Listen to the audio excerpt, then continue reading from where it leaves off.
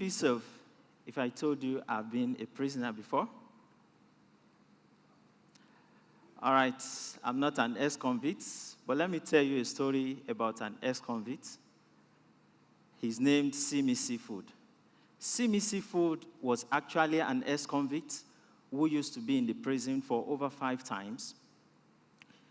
After the 5th time, he got a job at a particular residence where he was a security guy. After a point, his boss discovered that he was an ex-convict and he was not comfortable, and so he sent him off and telling him that he wanted to travel. Not directly sending him off, actually, but telling him he wanted to travel. Simi Seafood was just missed, and he was disturbed. He couldn't know what to do. He tried getting a job, but he couldn't get a job. And so he went back to that particular place where he was working, thinking his boss is back, and maybe his boss would actually retain him back to his job. Unfortunately, Simi Seafood saw another security guy there, and he asked him, do you, by any chance, get to know if there was somebody here before who was a security guy? And then the guy said, yeah, I got an information that there was a security guy, and the person used to be an ex-convict, and that was why he was sent off the job. Simi Seafood was broken by this news. He was disturbed, he was distracted, and that actually made him to commit another crime, making him going back to the prison the 6th time.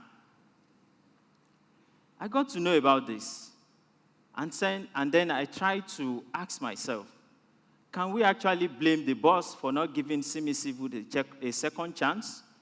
Or can we actually blame the prison management for not actually reforming the prison the proper way it should be reformed?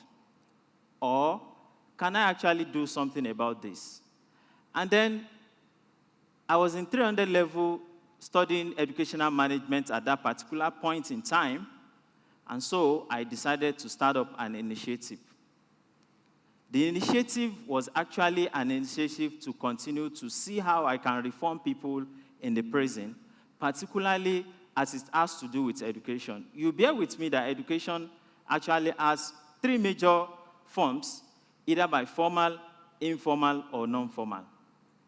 But before I started the initiative, I did a need assessment-based test, which actually identified that 7 out of 10 people in Nigerian correctional facilities are either dropouts or out of school, or do not even have access to any education at all.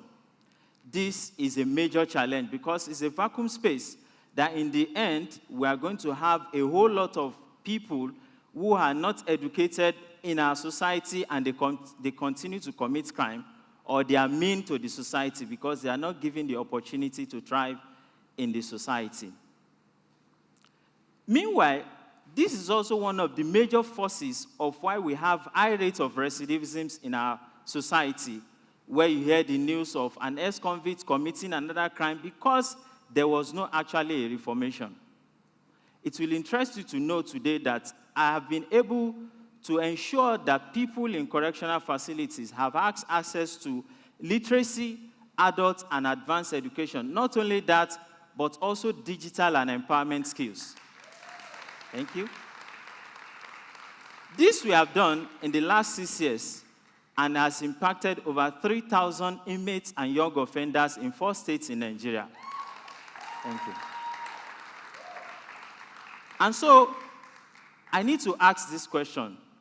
Can we actually see that reformation can go from education as a way to actually develop the society, rather than using our taxpayers' money to continue to develop people in the prison without necessarily having any benefits? This would actually go a long way if we can actually, support the people in prison by giving them the right information. What is the right information I'm talking about?